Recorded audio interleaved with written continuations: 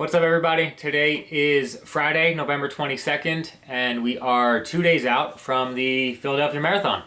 And in today's video, I wanted to discuss my goals for Sunday. So let's get into it.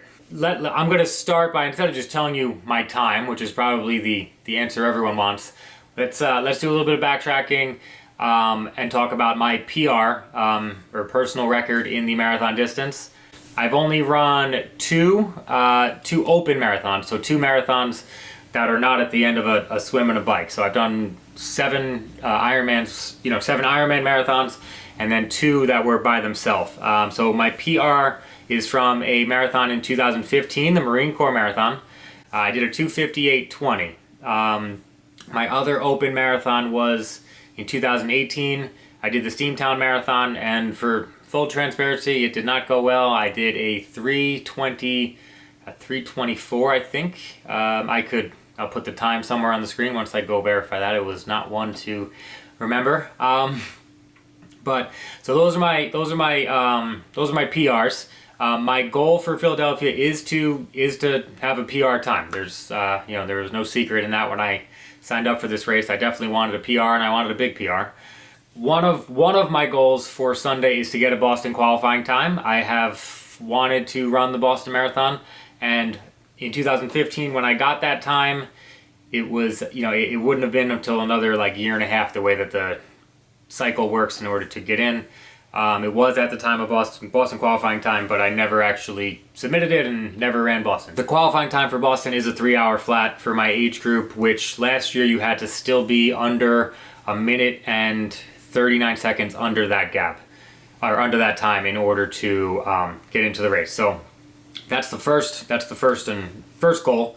And the reason I want to do this is because a little bit of I guess what's the word? A little bit of accountability. That's it. A little bit of accountability because if I go out and run a time, and it's easy for me or anyone else who doesn't, I guess, declare what their goal is. It's easier to just say, oh, that it went well. That's what I was planning on doing, and that's that. But if you kind of are a little bit more outspoken about your goals, and some people might not like you for it, and that's fine. But if you're more outspoken, it kind of gives you that internal motivation, just as, hey, I kind of was in front of a video camera telling everyone I was going to run a time. Does it always work? I don't know. This is the first time I've done a whole video thing like this, but I think it helps when I decided and I guess declared that I was going to do the Philadelphia Marathon. I kind of started this thing for an accountability purpose. I just find that, a lot of times some people will either sign up for races and almost sneak onto the starting line, or they sign up for a race and, then don't end up showing up on the starting line, and they kind of don't have that accountability piece that, goes along with being in this field, I guess we could call it.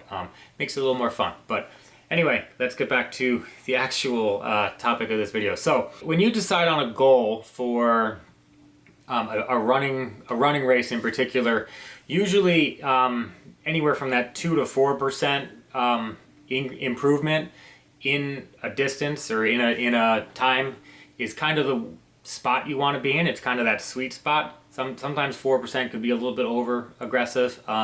That's all relative. So if you're someone that runs a 4 or a 5 hour marathon, taking 2 to 4% off of that is not the same as taking it off of let's say a 3-hour marathon. But with that being said, I am a little bit, I guess I'm based off of the times that I've been running in training. My goal for Sunday is which it's going to end up being over a 7% improvement from my PR. So I'm looking to take 13 minutes and 21 seconds, technically 13 minutes and 21 seconds off of my PR time to get me below a 2:45 marathon. So that's the plan on Sunday, is to go under 2:45. When you do the math, it comes out to a 617.5 per mile. So yeah, that's the plan. The plan to get that time, obviously you could just average 617 per mile, and that would get you there. But ideally, I'd like to do a negative split. I kind of harp on the Tanzi Brothers athletes that, you know, negative split whenever they're racing, and I know that they're all going to be watching or tracking me. You can track this race. There's a Philadelphia Marathon app. You just type in my name and you could decide on getting text message notifications or push notifications or emails or that kind of fun stuff. But yeah, ideally, a negative split, you know, every world record has been set by a negative split. I think majority of all PRs are set by a negative split, but it sets you up for success on the back half of the race. But a lot of people like to go out fast and bank time and then kind of hold on for dear life on the back half. But that's not what I want to do. I do want to run a negative split. I do want to go out with patience and in control. But as we all know, who've done a marathon, sometimes you get excited in those early miles. There's adrenaline.